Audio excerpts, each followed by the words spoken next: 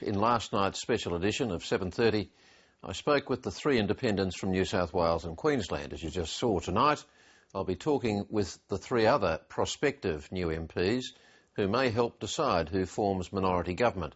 But first, a quick update from the ABC's election analyst Antony Green on how the seat numbers are now looking. Anthony. Well, the two seats I still think are of most interest are Hasluck and Denison. In Hasluck, there's been a small amount of counting today. The margins wafted backwards and forwards between 360 and 380 in favour of the Liberal Party.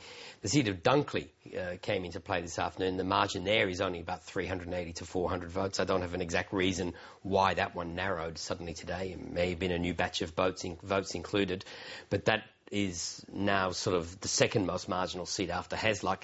I think Brisbane is looking much more likely to be won by the LNP. But of course there's Denison in Tasmania, and we're going to be talking with the independent who hopes to win that seat. How's Denison looking? Well, everyone's still trying to work that one out. The problem was on election night the count was between the Labor Party and the Liberal Party, and that's the way the preferences were distributed by the Electoral Commission on an indicative basis.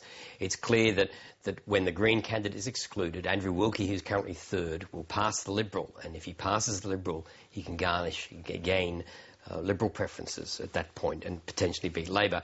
They have been slowly recounting all the booths from Saturday night, throwing them to Labor and Wilkie. And on that basis, currently Labor is ahead. But when you factor in the booths, it's still very line ball. What people need to understand about the electorate of Denison, it's an electorate in two halves. In the north is Glenorchy, it's traditional Labor, it's working class, it's less affluent.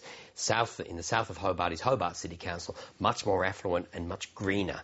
And basically the swing to Wilkie from Labor is about 5% in Glenorchy, but it's as much as 25 and 30% in Hobart City Council.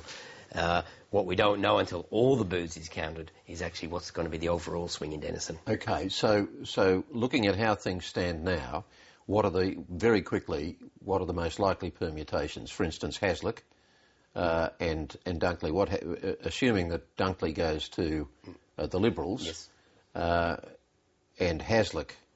What happens if Hasluck goes to Labor? What happens if Hasluck goes to the Liberals? If Hasluck's won by the Liberals, it's 72 Labor, 73 Coalition. If Labor then win Denison, it's 73 all, and we're back to discussing the raw numbers.